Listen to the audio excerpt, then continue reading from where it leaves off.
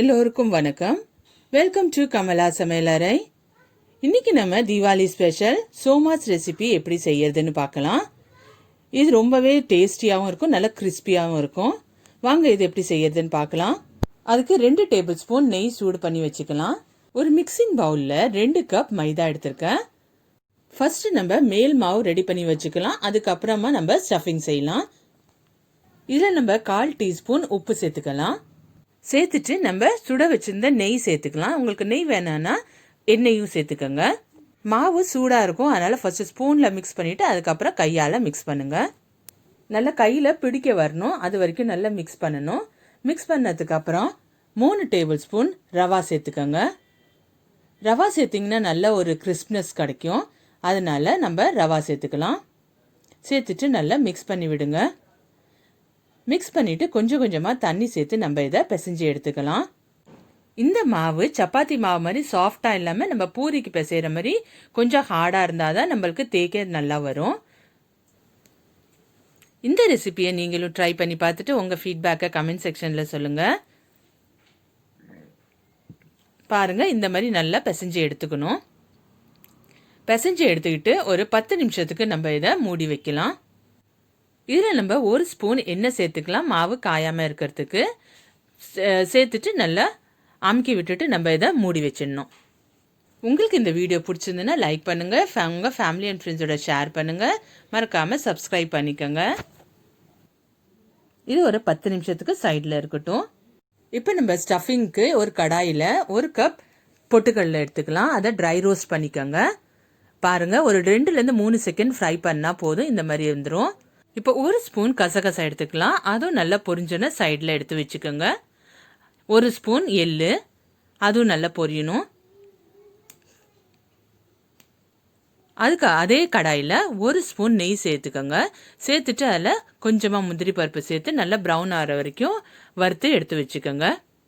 அதே பேனில் 1 கப் தேங்காய் நல்லா திருவுனதாக இருக்கணும். இல்லைன்னா நீங்கள் மிக்ஸி ஜாரில் ஒரு பல்ஸ் பண்ணி எடுத்து சேர்த்துக்கோங்க. சேர்த்துட்டு இந்த மாதிரி கோல்டன் ப்ரௌன் கலர் வந்தோன்னே நம்ம இதை ஒரு மிக்சிங் பவுலில் எடுத்து வச்சுக்கலாம். இப்போ நம்ம வறுத்து வச்சிருந்த பொட்டுக்கடலையை ஃபைன் பவுடராக அரைச்சி எடுத்துக்கணும். பாருங்கள், இந்த மாதிரி எடுத்துட்டு நம்ம இதை கொஞ்சம் சலிச்சு எடுத்துக்கலாம். இதில் அந்த சின்ன சின்ன பீசஸ்லாம் இருக்கும், அதனால இதை கொஞ்சம் சலிச்சுக்கலாம். சலிச்சுட்டு அதோட கப்பியெல்லாம் எடுத்துருங்க. இப்போ பார்த்தீங்கன்னா நம்ம வறுத்து வச்சிருந்த கசகசாவை அதோட சேர்த்துக்கலாம். அப்புறம் வறுத்து வச்சுருந்த எள்ளையும் இது மாதிரி கொஞ்சம் பவுடராக செஞ்சு சேர்த்துக்கோங்க. இப்போ நம்ம சர்க்கரையை நல்லா பவுட்ரு பண்ணி வச்சுருக்கோம், அதையும் சேர்த்துக்கலாம். 1 கப் சர்க்கரை. இப்போ நம்ம இது எல்லாத்தையும் நல்லா மிக்ஸ் பண்ணிக்கலாம். இது எல்லாத்தையும் நல்லா மிக்ஸ் பண்ணி விடுங்க. இதை நான் ஒரு பெரிய மிக்சிங் பவுலில் எடுத்து நல்லா கை வச்சு பிசைஞ்சு எடுத்துக்கிறேன். அப்போ தான் எல்லாமே சேர்ந்து வரும். அவ்வளோதான், நம்ம ஸ்டஃபிங் ரெடி ஆகிட்டு. இப்போ நம்ம இதில் ஒரு 1/2 ஸ்பூன் ஏலக்காய் தூள் சேர்த்துக்கலாம்.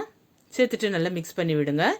இப்போ நம்ம இந்த மேல் மாவு இருக்கு இல்லையா, அது இன்னொரு வாட்டி எடுத்து பிசைஞ்சு இப்போ நம்ம அதை சப்பாத்தி கட்டையில் வச்சு இந்த இஞ்சி தட்டுறது இருக்கு இல்லையா, அதை வச்சு நல்லா தட்டணும். அப்போ தான் மாவு நல்லா சாஃப்டாக இருக்கும், நம்மளுக்கு சோமாஸு நல்லா கிறிஸ்பியாக கிடைக்கும். பாருங்கள், இந்த மாதிரி தட்டிக்கங்க. நீங்கள் கை வச்சு ரொம்ப இருத்தி பிசையணும்னு கிடையாது, இந்த மாதிரி செஞ்சிங்கன்னா ஈஸியாக இருக்கும். இப்போ பார்த்தீங்கன்னா இதுதான் சோமாஸோட அச்சு, இந்த மாதிரி இருக்கும். இதில் வந்து நம்ம எண்ணெய் தேய்ச்சி செஞ்சுக்கலாம். அப்படி அது உங்கள்கிட்ட இல்லைன்னா இந்த மாதிரி ஸ்பூன் கிடைக்கும். ஒரு சைடு ஸ்பூனும் ஒரு சைடு ரோலர் மாதிரி இருக்கும். நம்ம பூரி மாதிரி போட்டுக்கிட்டு அதில் ஸ்டஃபிங் வச்சுட்டு நம்ம அதை வெட்டிக்கலாம். இப்போ 1 ஸ்பூன் மைதாவை நல்லா தண்ணியில் கரைச்சி எடுத்துக்கோங்க. அதை நம்ம சைடில் ஒட்டுறதுக்காக வேணும். இப்போ நம்ம பிசைஞ்சு வச்ச மாவை நல்லா இது மாதிரி சின்ன சின்ன பால்ஸாக உருட்டி எடுத்துக்கலாம். உருட்டி எடுத்துக்கிட்டு சப்பாத்தி கட்டையிலையும் அந்த ரோலர்லேயும் கொஞ்சமாக எண்ணெய் தேய்ச்சிக்கோங்க. தேய்ச்சிட்டு நம்ம பூரி மாதிரியே அந்த மாதிரி சைஸில் போட்டுக்கலாம். பாருங்கள், இந்த மாதிரி போட்டு எடுத்துக்கிட்டு இதில் கொஞ்சோண்டு எண்ணெய் தேய்ச்சிட்டு அந்த பூரியை எடுத்து இதில் வச்சிடலாம். வச்சுட்டு நம்ம இதில் ஸ்டஃபிங் ஃபில் பண்ணிடணும். உங்களுக்கு வேணுங்கிற அளவு வச்சுக்கோங்க. வச்சுட்டு இந்த மைதா தண்ணியில் கரைச்சி வச்சுருக்கோம் இல்லையா, அதை நம்ம இதை சைடில் தடவிக்கலாம். தடவிட்டு நல்லா மூடிடுங்க.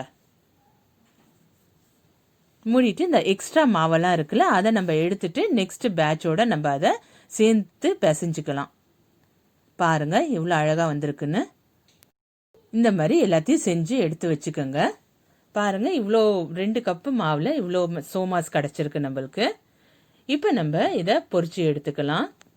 எண்ணெயை நல்லா சூடான பிறகு நம்ம இதை மீடியம் ஃப்ளேமில் வச்சுக்கணும். இல்லைன்னா இது சோமாஸ் சீக்கிரமே ப்ரௌன் ஆகிடும். அதனால் நம்ம இதை கொஞ்சம் மீடியம் ஃப்ளேமில் வச்சுக்கலாம்.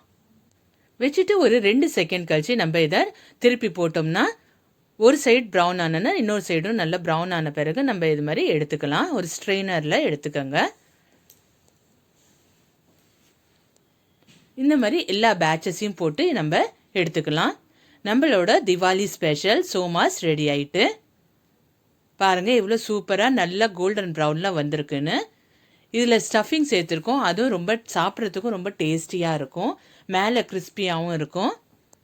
இப்போ பாருங்கள் எப்படி இருக்குன்னு. பாருங்கள் பார்க்குறதுக்கே ரொம்ப சூப்பராக இருக்குது, யம்மியாக இருக்குது, நல்ல மேலே கிறிஸ்பியாக இருக்குது. உங்களுக்கு இந்த மாதிரி இன்ட்ரெஸ்டிங்கான ரெசிபிஸ் பார்க்கணுன்னா என்னோடய சேனலுக்கு சப்ஸ்கிரைப் பண்ணிக்கோங்க. பக்கத்தில் இருக்க பெல் ஐக்கனையும் கிளிக் பண்ணிக்கோங்க. அப்போ தான் நான் போடுற புது வீடியோஸோட நோட்டிஃபிகேஷன்ஸ் உங்களுக்கு கிடச்சிட்டே இருக்கும். தேங்க்ஸ் ஃபார் வாட்சிங். எல்லோருக்கும் ஹாப்பி அண்ட் சேஃப் திவாலி.